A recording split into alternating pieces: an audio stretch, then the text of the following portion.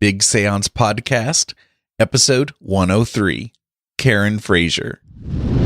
Really has to do with finding where their energy is blocked in body, mind, and spirit through the chakras, and help them to do some self-examination around those things so that they can clear blockages that exist.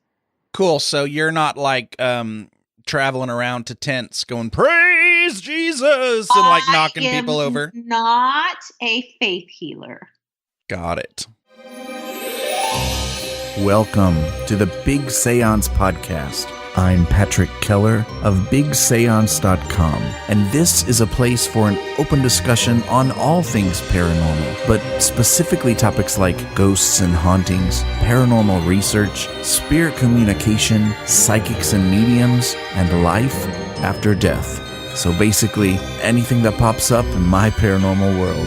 The candles are already lit, so you might as well come on in and join the seance.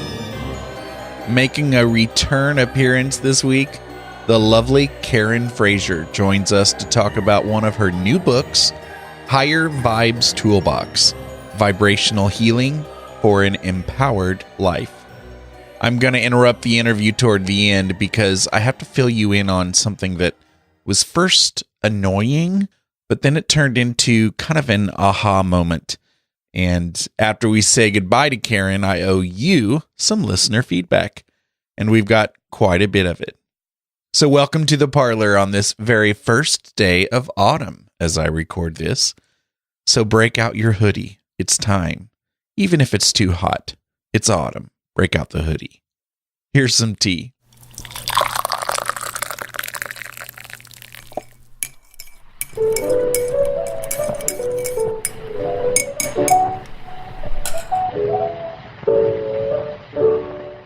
Karen Frazier is the author of paranormal, metaphysical, and energy healing books, including Avalanche of Spirits, The Ghosts of Wellington, Dancing with the Afterlife, Pioneer Spirits, and Crystals for Healing. She also co-wrote Lessons of Many Lives with hypnotherapist Melissa Watts. As a professional writer, Karen is the author of several cookbooks and nutritional books. She's also a published author in Chicken Soup for the Soul, Find Your Inner Strength, and Chicken Soup for the Soul, Think Possible. Karen is a columnist for Paranormal Underground magazine. She's been a longtime co-host of Paranormal Underground Radio, and she formerly served as Paranormal Underground's managing editor. Karen is also a member of Spirit Healing and Resolution, a collective of psychic mediums and energy healers dedicated to helping people dealing with afterlife experiences and hauntings, as well as offering spiritual coaching and energy healing services. Karen is an intuitive energy healer who is a Reiki master and a certified animal Reiki practitioner, as well as an ordained minister for the International Metaphysical Ministry. She holds a Bachelor of Metaphysical Science and a Master's of Metaphysical Science from University of Metaphysics, and a PhD in Metaphysical Parapsychology from the University of Sedona. She is currently working towards her Doctor of Divinity, specializing in spiritual healing at the University of Metaphysics. Her website is authorkarenfrazier.com, and again, the book we'll be talking about today is Higher Vibes Toolbox, Vibrational Healing for an Empowered Life. Welcome back to the Big Seance Podcast, Karen Frazier, or lately I've been calling you Lady K. Fraz. You know, I've been trying to make that K-Fraz thing happen for a long time. You have? Woo-hoo! No. It never bugs you?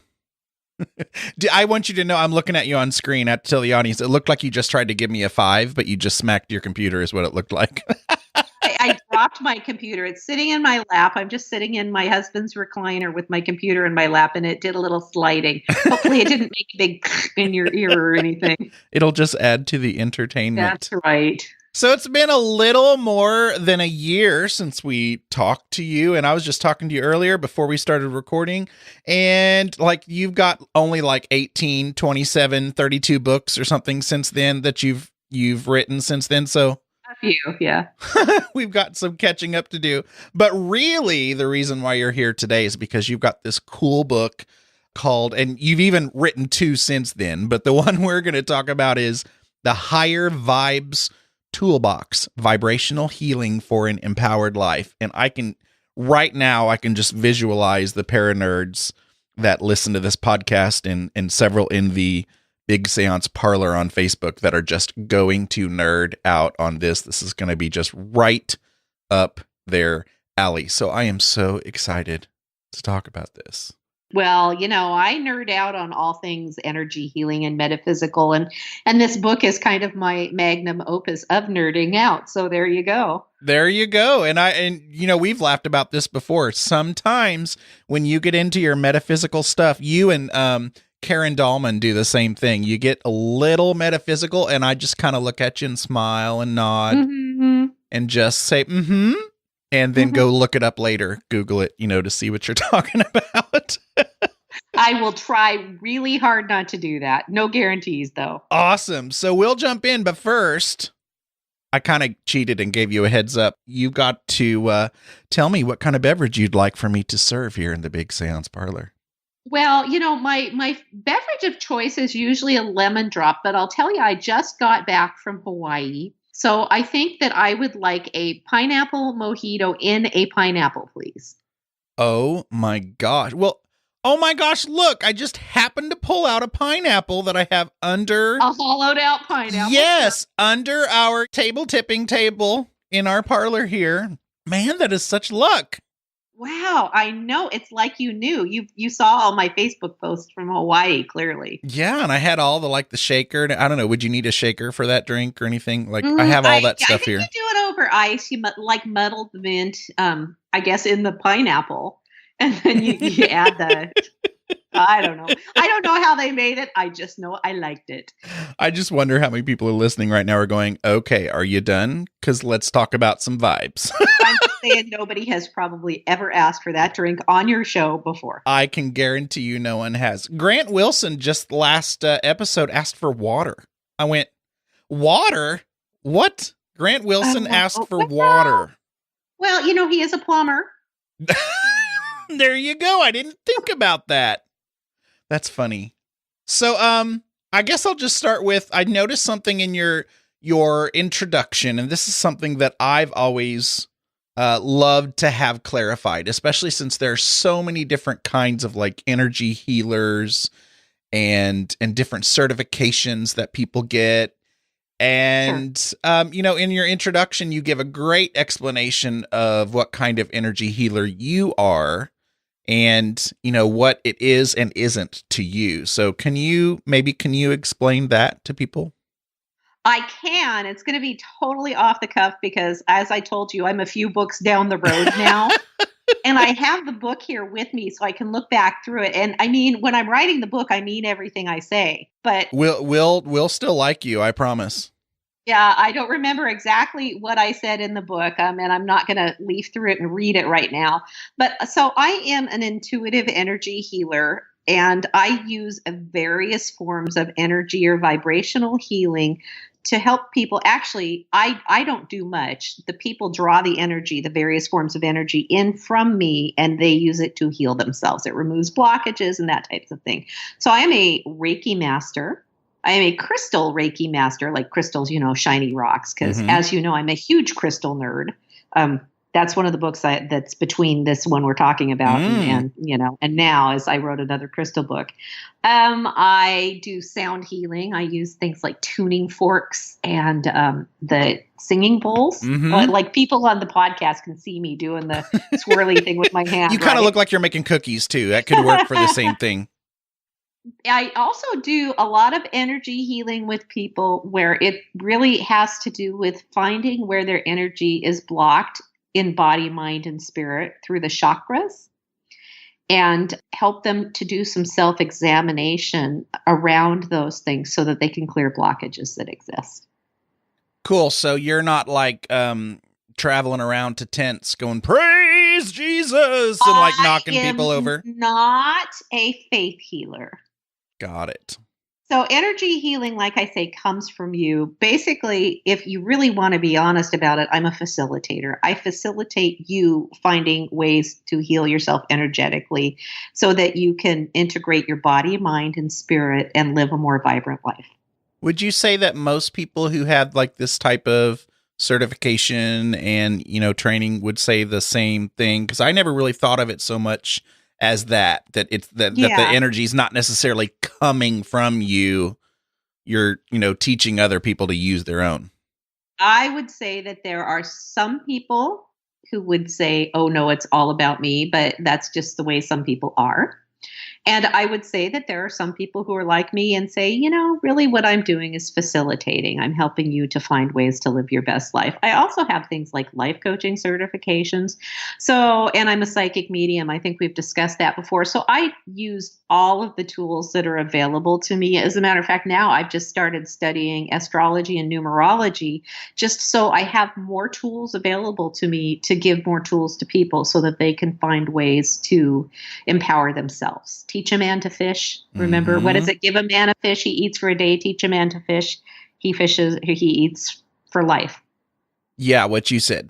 That works. Yeah, I mean, I was probably wrong. I probably butchered it, but something like that. My goal is always to empower you so that you don't need me. That's good. That's good. Yeah, I think we can all use that. Sustainable financial model, but I would rather have people be empowered. There you go.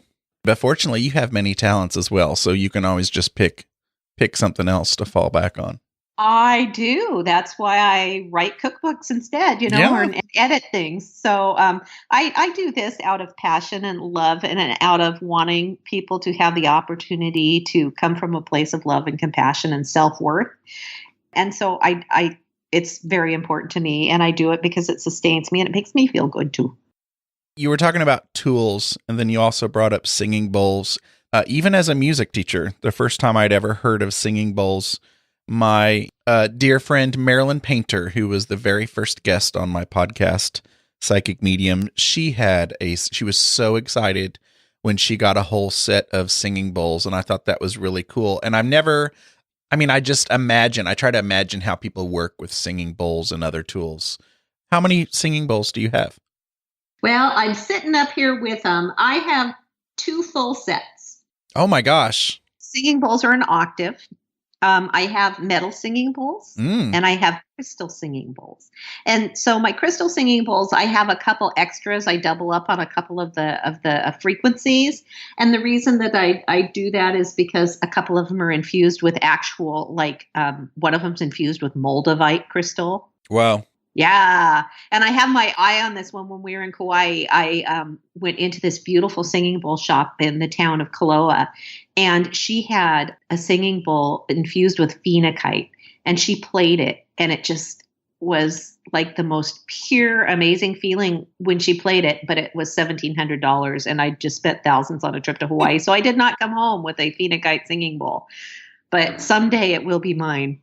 Yeah. If people have never seen or witnessed or heard, what these singing bowls are, they really should YouTube and Google them, because they're kind of cool. There's several videos that you can watch of singing bowls. And I was going to wait and ask you until later when we were talking about some of the chakras and things, but I think it is so interesting. And again, even as a music teacher, it blows my mind that, each bowl and each type of bowl has a different frequency, and each frequency resonates with a different chakra, which blows my mind. And it's like, how do we know this?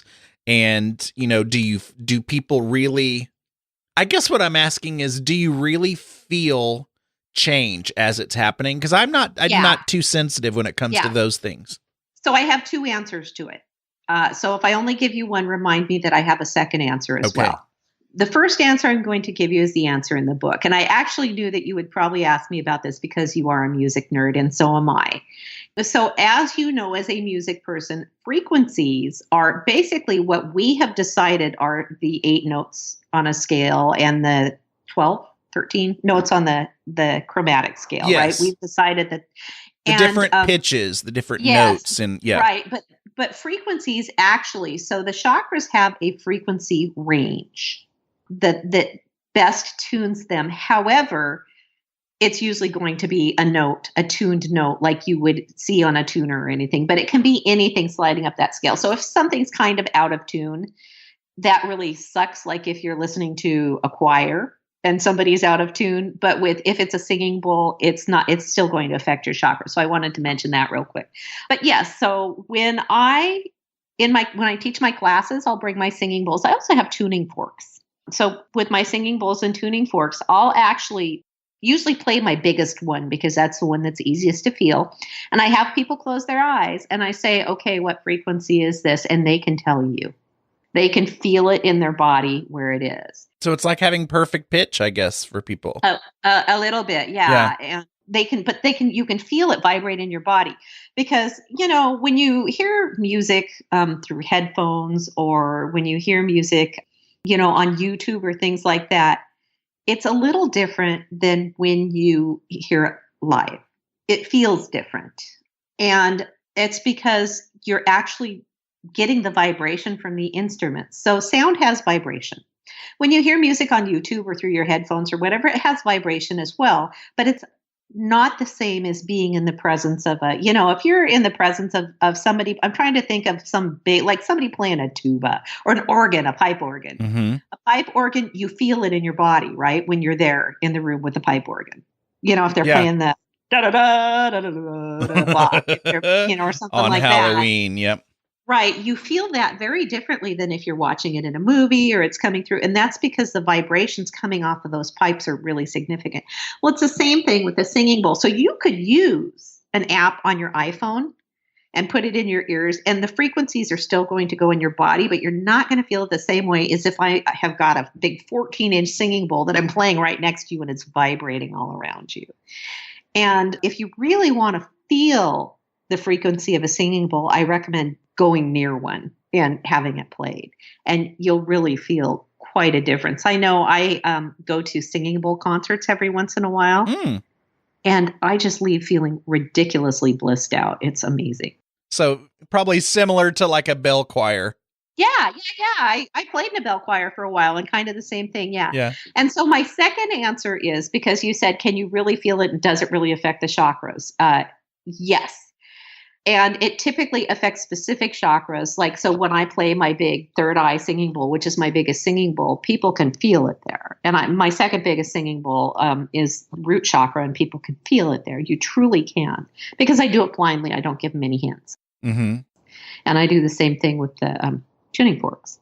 But the second answer is that everybody has a frequency. So you vibrated a frequency, and I vibrated a frequency, and it's very unlikely that we vibrated the exact same frequency.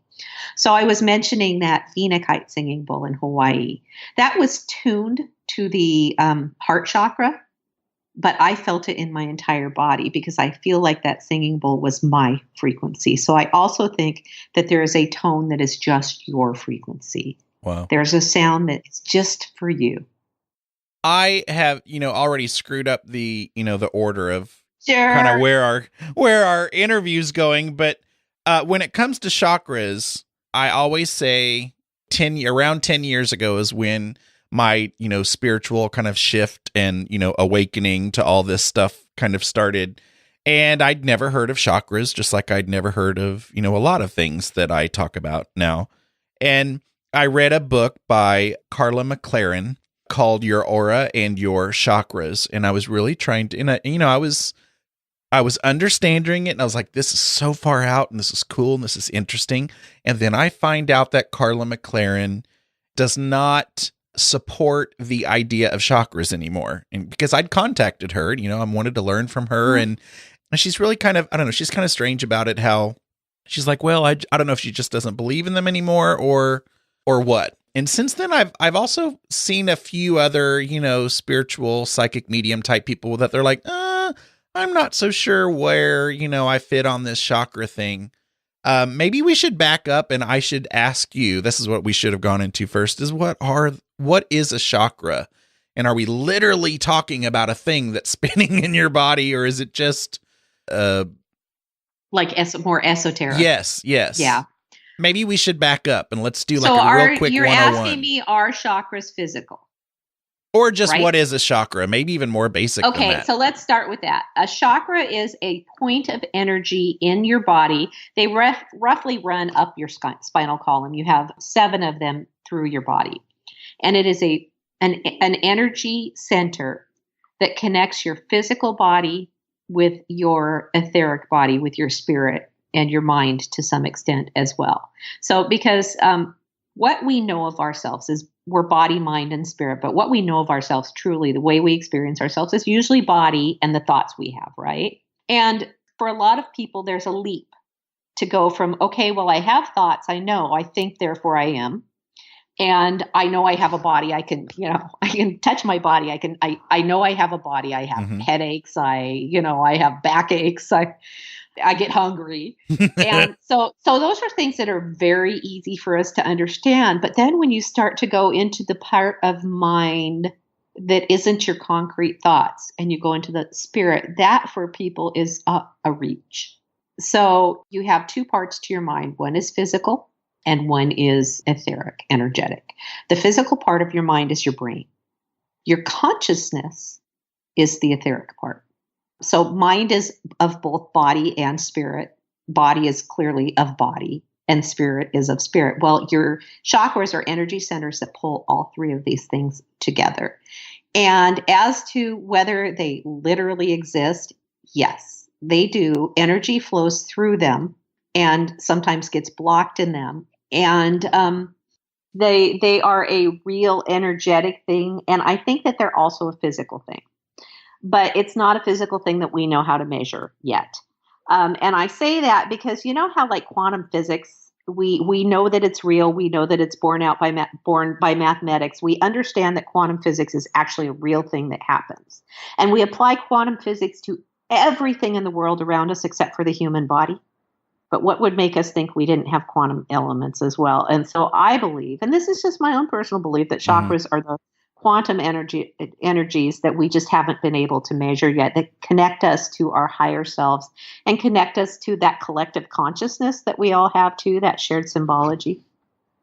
And I bet we could find a whole bunch of people that could, and maybe I need to research and go find, reviews of people who have been to different energy healings. And I bet we could find proof that people, who went to go get a certain chakra tuned or worked on, that it did work. And I just haven't really looked into that, I guess. I can tell you a story and you can decide whether you believe me or not. But there you go. Let's go. All right. So I was having some issues, some health issues, some personal health issues that were really severe. And this was back in April. It wasn't pleasant. And I don't really want to go any deeper into that. But other than to say that I understood that based on what the issues were, that they were related to my second chakra. And so I always kind of thought my second chakra was good. I've never done a lot of work on my second chakra. And I started to really do work on my second chakra. I started to do second chakra vibrational stuff with the sound healing. And I started to meditate on it. And I started to use solfeggios for it. And I started to, we can talk about solfeggios in a minute. I was going to ask you about it. I know, yes. I just dropped a word. And I started to do Reiki on that chakra. And in my book, I lay out all of this questioning that you can do to get the mind and emotional connection that could be creating blockages. And I started doing all this. And I realized what it was about. Your second chakra is related to safety and security. Prosperity is related to some issues of personal integrity, your place in families and societies and things like that. And as I started to go through the questioning process that I have in my book, I realized, oh my God, there are some issues here that I have never, ever dealt with. And again, this was a persistent, severe problem. It's been a problem for about 2 or 3 years, and it's gotten worse and worse and worse to the point that I thought I was probably going to have surgery.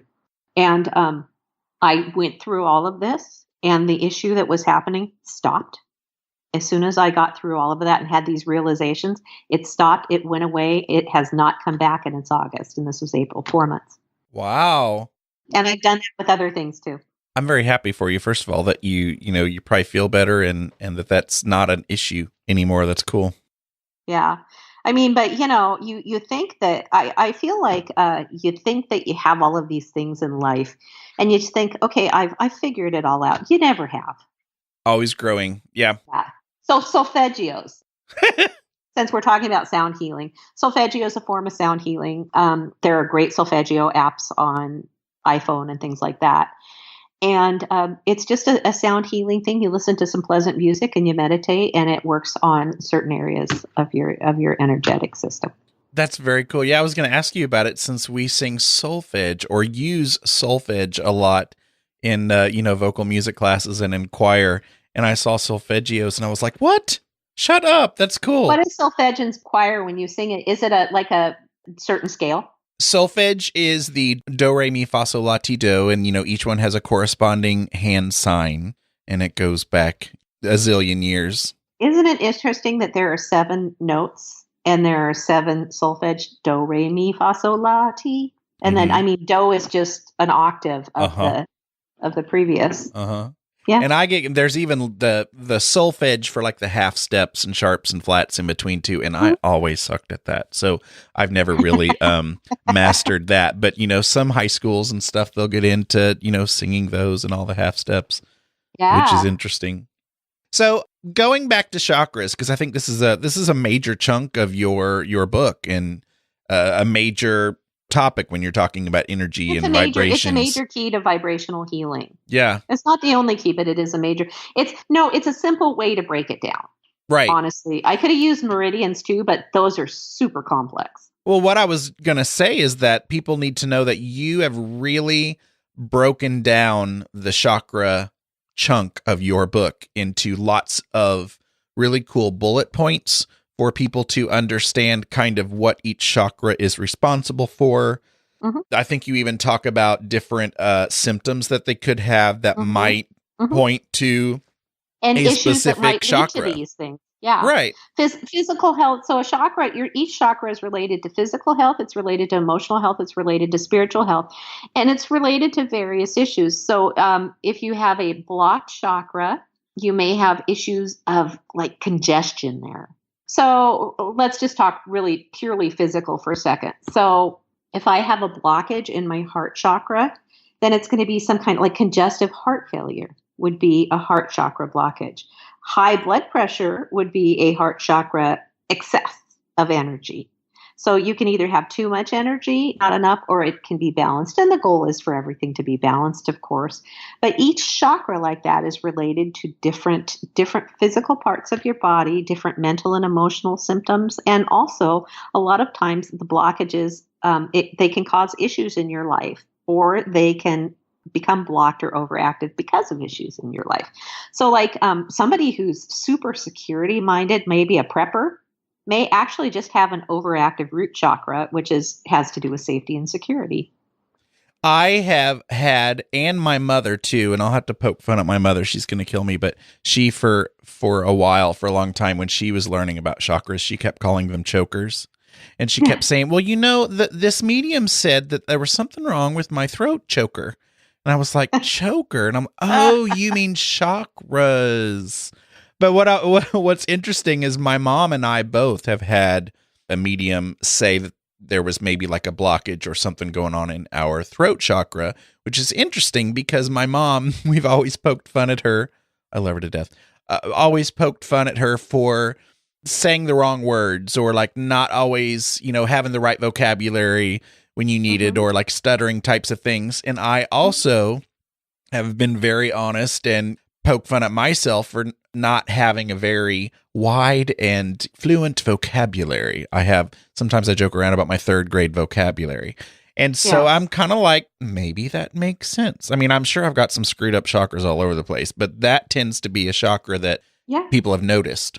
Yeah. Well, and so throat chakra things, your throat chakra is related to 2 really major things. One is speaking your own truth. So truth, integrity, that type of thing. Speaking your truth, sharing your truth, communication. And I just forgot the other one because it's gone out of my head. But it's important too. Yeah. So like I have a thyroid issue. That's related to my throat chakra. And I will tell you that a lot of times when somebody is an absolute jerk to me, I don't speak it. I just kind of, I'm like, oh, you jerk, and walk away. So speaking my own truth is something that I've had issues with over the years. And it's definitely can be a throat chakra thing, a communication thing, definitely things like stuttering. Oh, I know. The other thing is giving voice to creativity. So expressing your creative ideas. Creativity actually arises from lower chakras, but expressing them comes from your throat chakra. So if you're somebody who has all these ideas, a big idea person, but you never act on them, that may be a throat chakra thing. Interesting. Okay, so what in the world is a meridian? So that's what acupuncturists poke the little needles in. Meridians are the little energy pathways that go throughout your entire body, and it's just a really complex system. And I have an energy anatomy coloring book, so I understand them, but it's more complex. Breaking it down into the chakras is easier. Energy meridians, sometimes I'll work with them for something very specific. So I guess you could relate it to just like nerves, like tiny little nerves and things like that. Yeah. And then auras. I think I've told this story before too. I had a student, this was probably 10 years ago at this point, maybe not 10 years ago, who saw auras. And it's not like I would have rolled my eyes at it if she was, bragging about seeing auras. She was very quiet about her seeing auras and didn't necessarily want people to know. And I learned that really quick because I bragged about it to a few teachers. It was like, oh, because I'm a Paranerd. And so I'm like, hey, shut up. She can see auras. And she's like, Mr. Keller, don't tell anybody. I get it. But I would get so self-conscious sometimes, middle school teacher, right? There are days you're gritting your teeth and trying to just survive. And I'm like, oh my gosh, what kind of aura must she see off of me? Well, that shows today. that shows up in one layer of your aura. So, but there are other layers. Your aura has several layers, and so there's all different colors based on different aspects of your personality and your spirituality, and how you're feeling, and also even things that'll even tell you things about physical health and that type of thing. I don't see auras. I know a lot of people who do a lot of work with auras, and I think it's valid work because I think that things can get blocked in our aura as well. But it's, again, I wanted to keep this as simple as possible. Is it related to chakras, the aura? No. Well, yeah. So it's just the way your energy kind of surrounds you and goes out and out and out and out and out. Everything has an aura. When you go to those psychic fairs and there's people doing those Kirlian photograph things, is that always real? Is that a thing? I don't have an answer for that. I suspect maybe, I mean, it's pretty cool, right? Right. I don't watch like Ghost Hunters anymore, but I remember an episode of Ghost Hunters back in the early days of it. Is it even on anymore? It last year was its final season. Last year or the year before. All right. Well, but anyway, way back when it was brand new, they had one episode where there was a guy and he was like a psychic or something, and they were watching him on the thermal camera. And do you remember? And his aura went out. Yeah. And so I think that it can be viewable and measurable as heat. Yeah. Or as energy. Right. Yeah. I guess when you, when people do energy work, so you would know this, when you have you put your hand up to someone's back and you're not touching them, and how you can kind of feel that's the what heat. I do. I imagine it feels just like that. Yeah. That's cool. So one thing that I mention to people is, so have you ever been just sitting in a room with like your back to the door, and somebody comes in the room and they're there, even though you don't hear them or see them or anything, you just know they're there, right? Mm-hmm. Or you can feel somebody watching you or things like that. That's all aura stuff. That's you picking up their energy. When you think about somebody who, like, say you just all of a sudden kind of have a mom feeling, and then your mom calls and you're like, oh, that's so weird, right? That mom feeling is your mom's energy. It's her energy signature. Everybody has one. And it's easier to pick up with people you're closest to. Mm-hmm. So, I have people in my life that when I think of them, they just feel a certain way. They just feel a certain way. And I don't know, maybe that's weird to me, but other people seem to nod and go, yeah, when I say that. And that feel that you have with somebody, that's their vibration. That's their frequency. That is their unique energy signature. Mm-hmm. And that is present in their aura. A lot of times when we see people, like on social media, it happens a lot. That's just how our world is now. But when they're in need of prayer, or when they're asking for prayers, if there's a big distance between them and us, people say things like, I'm sending you healing energy, prayers being sent your way, or I'm sending you my thoughts. I've always said, I'm going to send you, healthy vibes, or send you good vibes. And I don't know if this is just from different books I've read or what, but I will always just kind of take a few seconds and do like a little mini meditation. And I always imagine like a green, because I think of it as like health, green is healing light. Yes. Okay. So green energy coming from my heart and going to that person, no matter, what distance they are. And then I remember hearing someone, I don't remember if it was a podcast or a book, say that you should never do those things without permission, or without the person knowing it. That's probably me. Like there was a responsibility of, it may have been you, because I've listened to, your podcast forever, or your radio show. And so I don't know. It's like, first of all, does that really, I mean, you're going to laugh at me because I keep asking you if things really work. And yeah, of course they're going to work. But do you think there is a responsibility? Should people just say, you know what, I'm going to send you some energy? Or do you have like a, I don't know, is there some kind of etiquette to sending energy? And is that a good way to do it, the way I described it, imagining energy and sending it?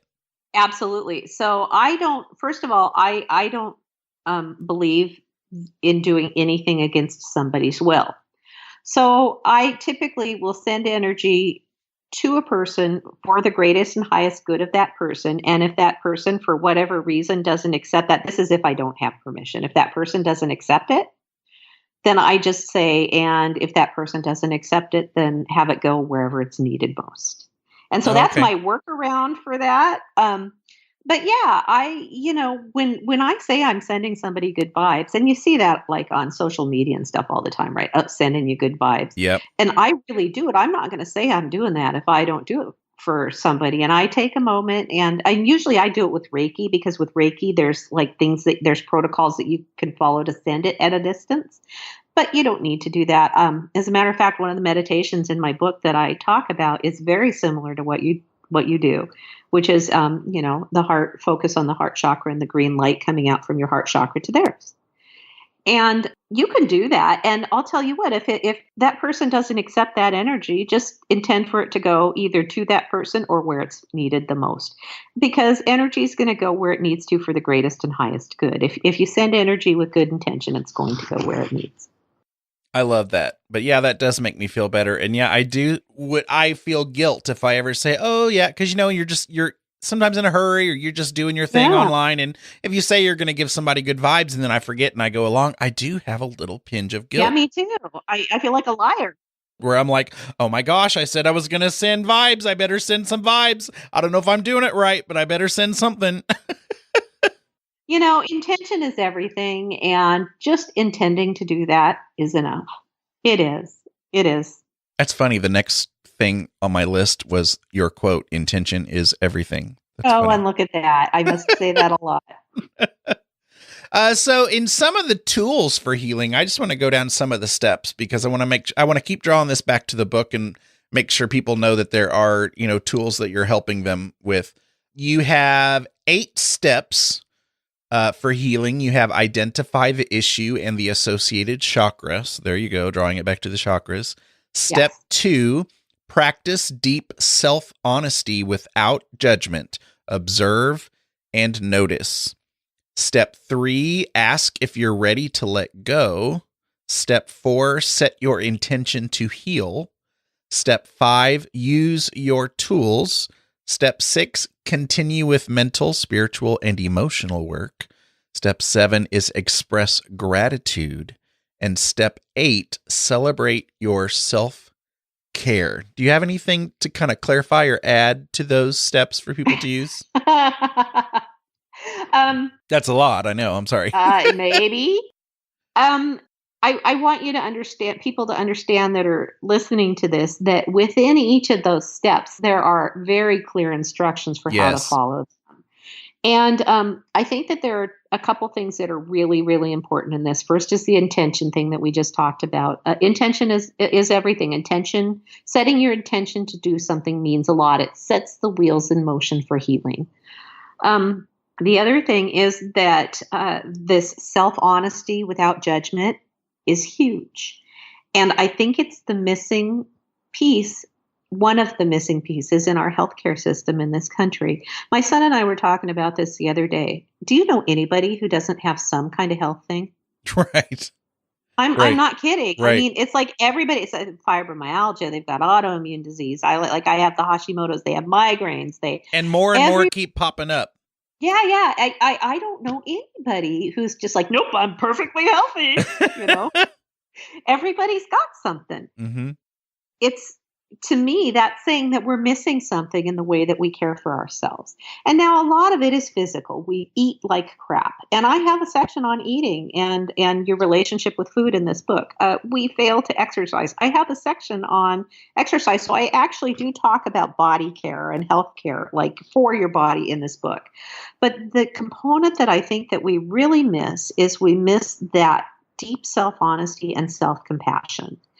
And without those things, I think that we can't get that energy flowing in the way we need to heal. So instead, what we do is we practice basically palliative care. We get rid of the symptoms. We treat the symptoms, yet the root of those things are still there. Like with this health problem I was talking about related to my second chakra, it was there forever. And it wasn't until I did that deep self-care and really zeroed in on it and was honest with myself and compassionate with myself. I mean, and when you discover some of this stuff, when you're questioning yourself and you discover it, you're like, oh my God, I'm such an idiot. And that's not the way to be, because that's not self-compassion and self-care. So once you arrive at these things, you can understand those things about yourself, but then you need to be compassionate with yourself too. So I really think if you want to truly heal, you need to be willing to do the work. And that means all of the work, including being really honest with yourself and compassionate with yourself. And then in the end, when you get there, being grateful and celebrating the fact that you cared enough about yourself to do these things. Because I think that we tend to care about other people and we don't necessarily care about ourselves. And so it's a very, I don't want to use the word selfish because it has a negative connotation, but in the most positive way possible, it's a very selfish process. It's a very self-centered and self-nurturing process. Maybe self-nurturing is the best. You have to be laser focused on yourself, because you can't give to humanity and to others unless you are taking care of yourself. And we don't do that. And that's why we're all so sick. Did I answer your question? Yeah. And when you talk about taking care of yourself, you think about, the thoughts in your head, the food you eat, the words we say, and the rest we give ourselves, a lot of us are very, we see. Yeah, a lot of us are very sarcastic and just, with your friends, sometimes you just say stuff and then then when you're off on your own, sometimes I'm like, oh my gosh, how? I'm such an asshole. Why did I say that? Right. How does all of that affect us? Well, how does it feel if I walked up to you and said, hey, Patrick, how you doing? You're an asshole. How does that affect you? How do you feel about that? First of all, you probably think I'm an asshole for saying that, but also you start to think, oh my God, and then I am asshole. You feel bad. Mm-hmm. You feel badly about that. And that's just somebody walking up and saying that. What if that is the commentary that's going on in your head all of the time? I believe that thoughts become things because we make them manifest in our lives when we believe things. And with all of the negative self-talk that we have in our heads, we are making ourselves sick, and we are making ourselves feel badly about ourselves because we're failing to recognize the truly wonderful things. Because, I know a lot of people who are really lovely, wonderful people, but they've all got little faults, little flaws, right? Mm-hmm. I don't focus on those things because I want to see the highest version of them. Because if I don't hold space for them as the highest version of themselves, then how are they going to ever see themselves that way? So if I'm doing that for other people, why the heck am I not doing it for myself? That's good. Yep. Yeah. So here's that moment where I told you I was going to break in. Did you catch my total fail here? Karen had just shared a seriously beautiful moment of wisdom, and I totally missed it and didn't even fully acknowledge it. As if I had just found a jelly bean under my desk while she was talking and decided to pick it up and eat it, and then just said, "That's good." So I ended up contacting Karen with my frustration and apologies after the fact when I began working on this episode. And she reminded me that there was an irony to me being frustrated about my fail and told me to be kind to myself. And then I realized immediately that by sharing this frustrating moment with Karen, I saved my fail and made it an even bigger Oprah moment, kind of. She proved that she practices what she preaches. So, in case you missed it too, I'm going to go back a bit just so you can hear it again, and then we'll keep going. I just love Karen. I believe that thoughts become things because we make them manifest in our lives when we believe things. And with all of the negative self-talk that we have in our heads, we are making ourselves sick, and we are making ourselves feel badly about ourselves because we're failing to recognize the truly wonderful things.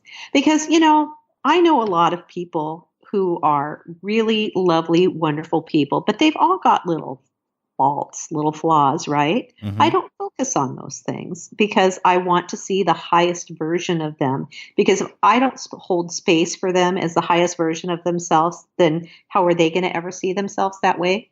So if I'm doing that for other people, why the heck am I not doing it for myself? That's good. Yep. Yeah. Along the lines of energy, this is going to come out after what are they called? The Great American Solar Eclipse or whatever they're calling it. And I'm just curious, and this is just because it's in my mind. We've been having training at school on what to do with our kids that day, and we're having a big, solar eclipse viewing thing. We're going to have over 700 kids in the middle of a soccer field trying to get them to not look up, at the sky. Yeah, right. Without their glasses on. Yeah. And teaching them how to put the glasses on, and that you could look up at the complete total eclipse only for a minute when it's up there, and there's going to be a blowhorn on when you can look at it and when you can't. And I'm just like, oh my gosh, the crazy details. And you don't want anybody's eyeballs burning out. But No. how is the eclipse going to affect our energy? And I know you're not necessarily I'm not an astrologer, but Yeah. that's okay. I still have an answer because I've actually been thinking about this. Yeah. And I think the eclipse is already affecting us, and it's not the way you might think. Think about what a crap show everything that's going on in our country and the world is right now. And yet we have this big event that everybody's excited about and coming together about and brimming with excitement and positive energy. Isn't it interesting that this is happening right now when the other stuff is happening? It's giving us some balance. It's giving us something that we can direct positive energy to. So what I think it is it's cleansing. It's helping us to come together and see things that are common and things and share positive energy as opposed to all of this focusing. And I'm trust me, I'm not saying that the stuff that's going on is going to be fixed by a solar eclipse. But what I'm saying is we have all of this negative stuff, but we have this one big once in a 30 years or something. I mean, there was one when I was a kid in the 70s. Mm-hmm. So that's been more than 30 years. A few. So we have all of this negative stuff going on, but we've got this one big event that everybody's focusing on. And isn't it interesting how no matter what's going on in the world, we always kind of seem to have these events where we can focus positively as well. I think it's the universe that balances itself. I think that there's some design to that. I mean, and truly design and balance and everything. We watched a TED Talk video with our kids today at school, in fact, just talking about how everything perfectly lines up. Everything perfectly lines up. And the perfect lining up only happens like every thousand, I don't know how many thousands of right. years, and it'll never happen again this way, because as the moon gets further away, it'll be a annular eclipse or whatever it's called when this is the last time it's going to perfectly cover to where you see, the gases and stuff on the outside, whatever they call that. I forget what they call that, but I just think it is. Yes, the corona, but you're so right. As dysfunction as everything is, and if we think the world is falling apart, we've got planets freaking lining up perfectly. Perfectly in line. It's a really positive focused thing. And you're right. A lot of it is focused at kids because it's a teaching opportunity for kids. But also, I mean, there would be a lot of people who would tell you that we should probably just write off our generation at this point, that we've screwed up things. And so a lot of this is focused on the kids, and the kids are excited about it. And that's the generation that's coming up and needs those positive focuses. So, and you still have your stories about like people selling glasses that are going to blind people and stuff. And that's always unfortunate. There's always going to be those energies in the world. I truly believe that. I truly believe that what we're seeing right now in the world, I'm trying not to get too political here, because I don't share my politics a lot. I think you know them, and people who know me know them.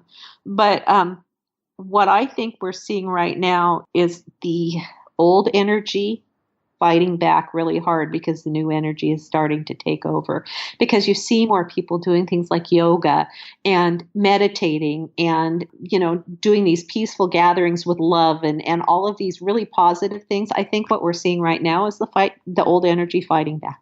Scared.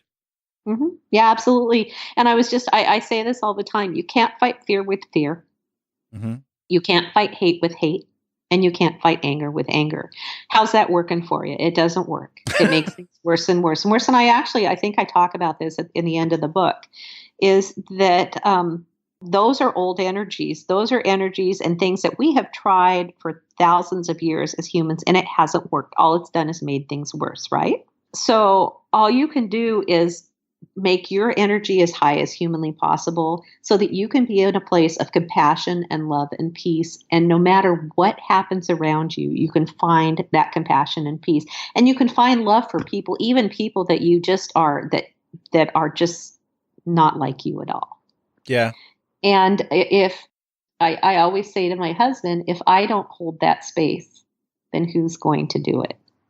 And I think the more people you get holding that space of this higher vibration, and this was really the purpose of why I wrote this book and why I've been writing a lot of the books I've been writing right now, is if the more people you get raising their vibration, eventually you hit that 100th monkey. Do you know what I mean by the 100th monkey? You hit that critical mass, and then things change. And you're still going to have the old energy fighting back. And I think what's happening is we're getting close to that critical mass, because you're seeing more books like the one I've written, and you're seeing more people talk about this stuff and share this stuff and teach. And when I teach this stuff, people want to learn it.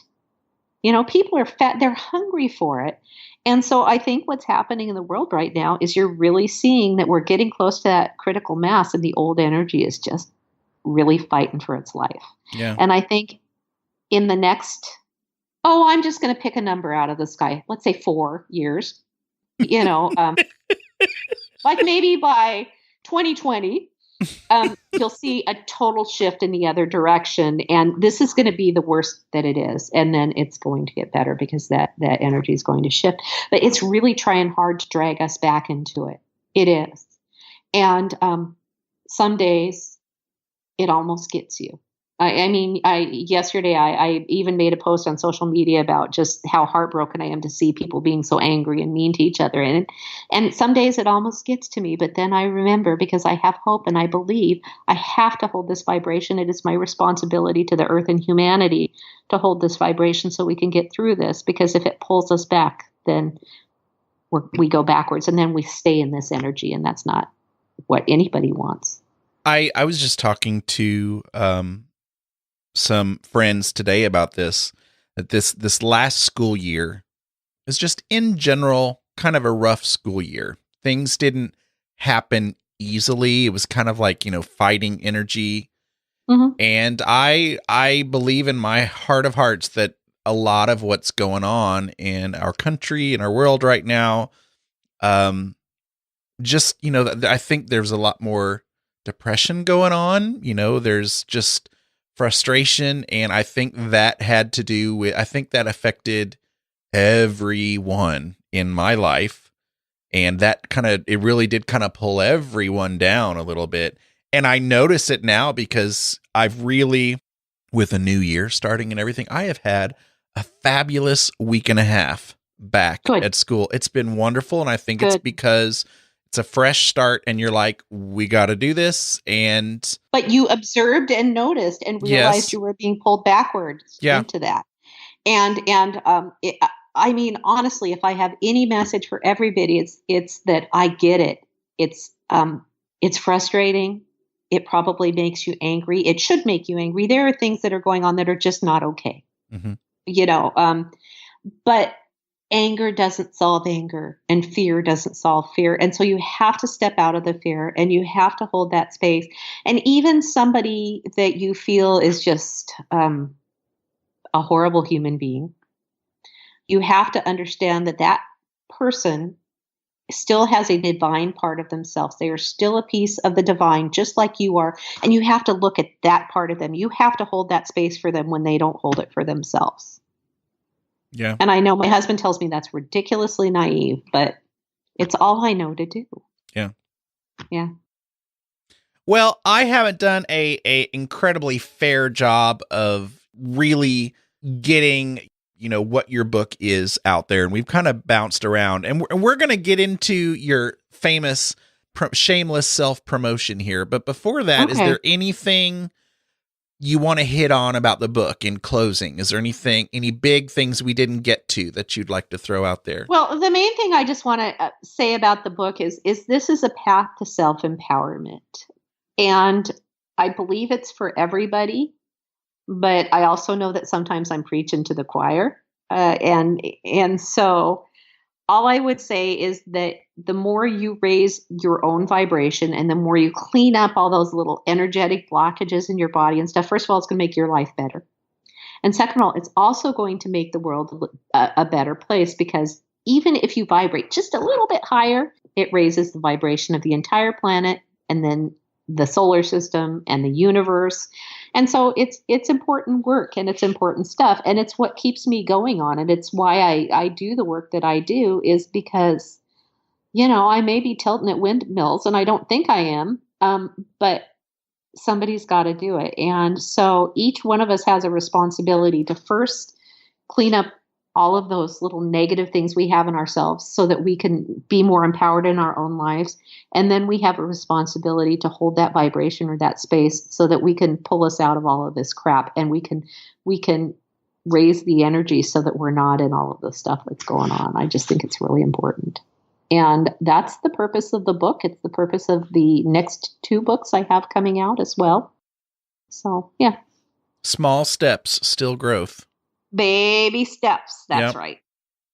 So, all right, give us some, whatever other shameless self-promotion. And by the way, you're the Paranormal Underground Radio and Paranormal Underground Radio in the Dark. It almost said I was going to say Paranormal Underwear for a second. That's kind of funny. Well, there you go. But if you are a listener of that show, they always talk about shameless self-promotion, and I've been known to use that phrase now a few times. So I like it. I think it fits. Yeah. So tell us what's going on, where people find you. Know the drill. I do know the drill quite well. So the easiest place to find me is at authorkarenfrazier.com. It's spelled Frazier. If you're interested in my cookbooks, which we really haven't talked about, we talked about on the last podcast. Yeah, right? Yeah. And that's karenfrazier.com, because my publisher likes me to have 2 separate identities so people don't get confused. But I believe that it's all connected, because I think your body is connected to your spirit. But sometimes it's hard to convince marketing people of that. So I have both of those websites. I am going to be speaking at the Port Gamble Ghost Conference at the end of October. It's in Port Gamble, Washington. I'm going to be teaching a class in vibrational healing and speaking about dream interpretation. I have a dream interpretation workshop coming up at Vision 8 Studios in Portland in September.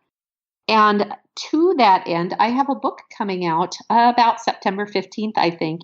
It's called Dark of Night in the Light of Day, and it's a dream interpretation book. It's not a dream dictionary. It's a process. It's like I did in this book, it's a step-by-step process.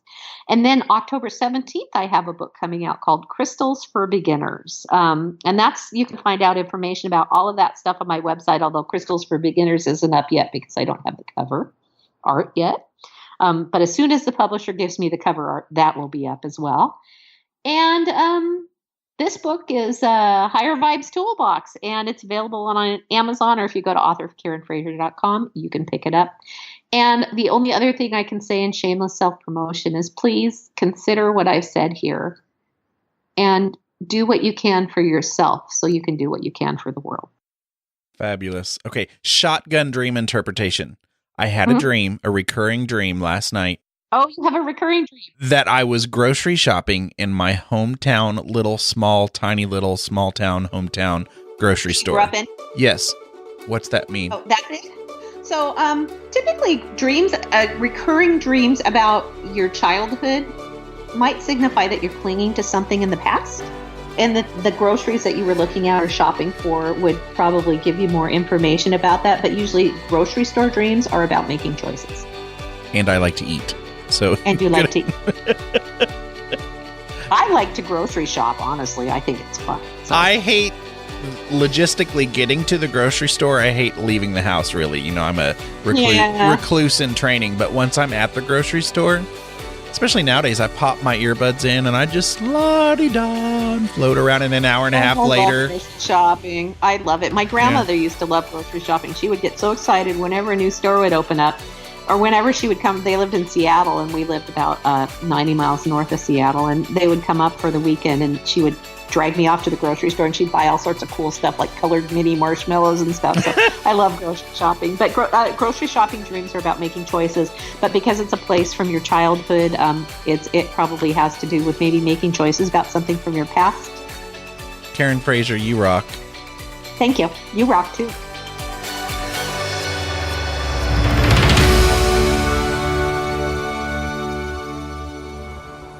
You're listening to the Big Seance Podcast with Patrick Keller. Look for us on iTunes and be sure to check out bigseance.com for more discussion. International Podcast Day is September 30th, and you can help spread the word. International Podcast Day is dedicated to promoting podcasting worldwide. You may be asking, what can I do to get involved? It's pretty simple. First, head over to internationalpodcastday.com and check the suggestions. Second, use hashtag Podcast Day to join in the conversation. Remember September 30th. Now, let's start the conversation. We have lots of listener feedback today, so I'm jumping right in. Trish left a fabulous review on iTunes, and it reads as follows. Patrick Keller's interview style is both informative and personable. When I listen to his podcasts, it's like having lunch with good friends. He asks the questions I can't wait to hear the answers to. Great podcast, Patrick. From Jimmy Josh, 86. Always interesting. I enjoy listening to this podcast, especially now that fall is coming. So thank you, Trish and Jimmy Josh. Well, next up is possibly the most beautiful iTunes review I've received yet. After some research, I discovered who this listener is, and I thanked them, but they'd prefer to remain anonymous. Patrick Keller could give lessons in how to conduct a great podcast. When I'm ready to clean house, walk my dog, or embark on whatever task will allow me the time to listen to a podcast, the very first thing I do is read the podcast description. I'm a discriminating and picky listener who doesn't want to waste my time on something or someone that does not interest me. This is one thing Patrick Keller does very well versus many other podcasters out there regarding the podcast summary. His descriptive entry about who he's interviewing, their background and biography, and the topic of the interview is very helpful in making a quick, educated decision regarding whether you want to press that play button. Patrick researches his guests well and selects a variety of interesting people covering many topics.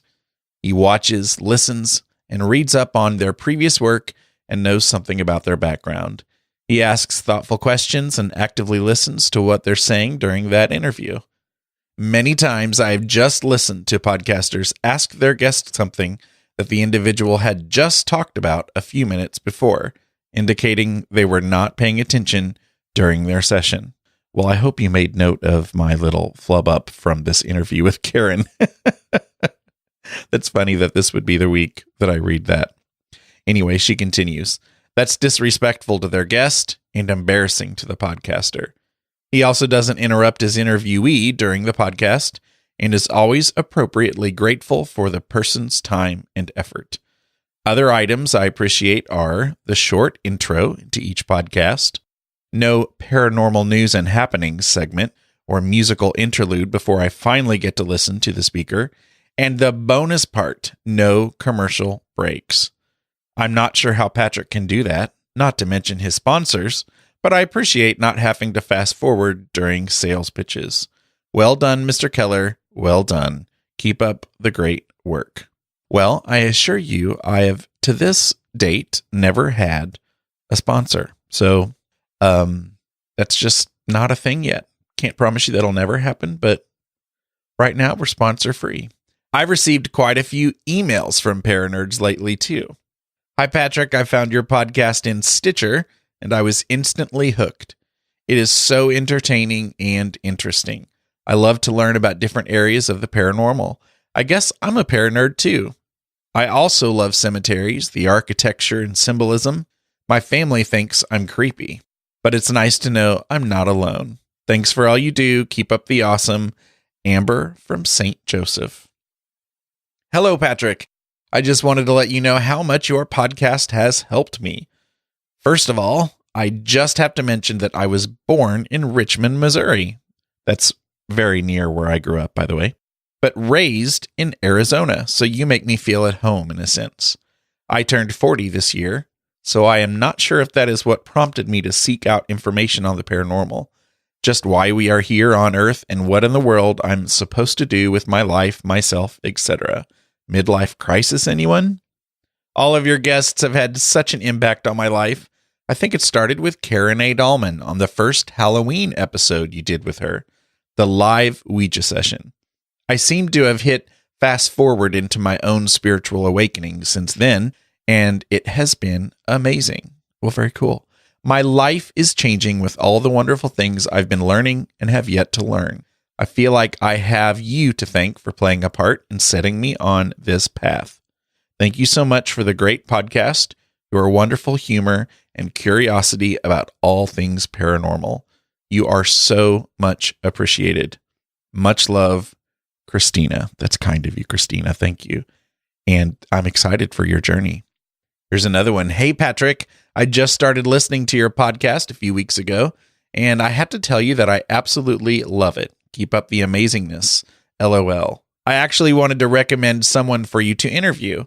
I don't know if you know of a medium by the name of Amy Allen, but she is absolutely incredible. She's on a show called Dead Files, where she, along with a former homicide investigator, investigate hauntings and help families overcome the difficulties that they may pose.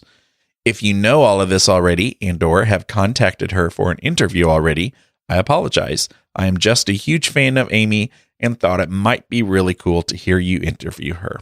Namaste, Jamie.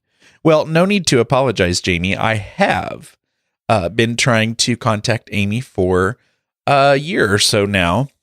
It's probably time to try again, but several listeners have mentioned her. Scheduling has just been difficult, and some of those paranormal peeps just stay really busy with their schedule. But I'll keep at it, and I'll try to remember to keep you posted. I also got emails from Daniel, and I heard from Susan, and I also heard from Beth, who's a big fan of the music in the intro. Thank you for all the wonderful feedback, everyone, and feel free to keep it coming. You can send me an email, patrick@bigseance.com. You can tweet me @bigseance. You can record your voice using the speak pipe, which you can find at bigseance.com or in the show notes for this episode, or just say hi in the Big Seance Parlor on Facebook. Also, it's been a while since I've bugged you to subscribe in Apple Podcasts or whatever directory you find us in, actually. It really does help. You rock. And before I leave you, I want to make sure you know that recently I had the honor of being invited on Karen A. Dahlman's new YouTube show, Creative Visions TV.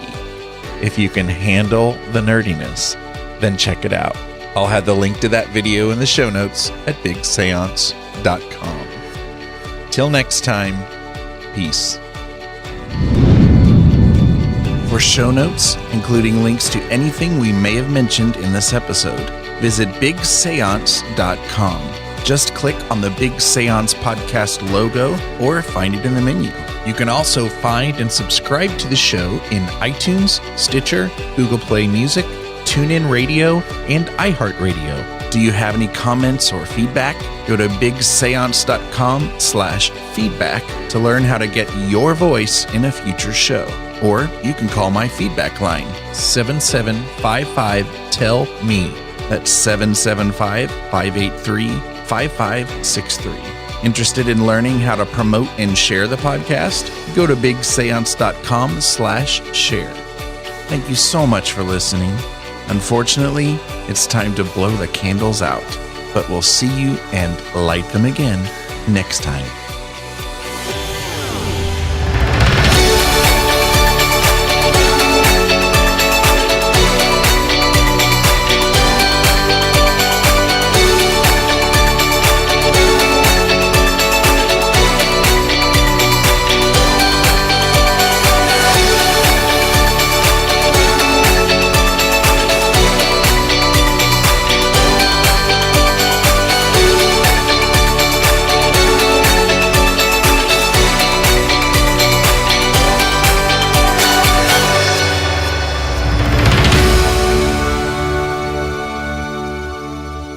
Your Paranerd hashtag for this episode, I know some of you have been missing it, is going to be a choose your own hashtag.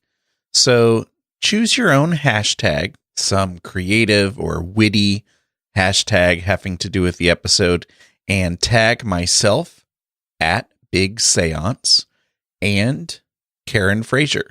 And she's at author K Fraz. So that's author spelled out K and F-R-A-Z. Peace out, Paranerds. And to that end, I have a book coming out about September 15th, I think. And it is, oh my gosh, I never remember the titles of my book. Praise Jesus!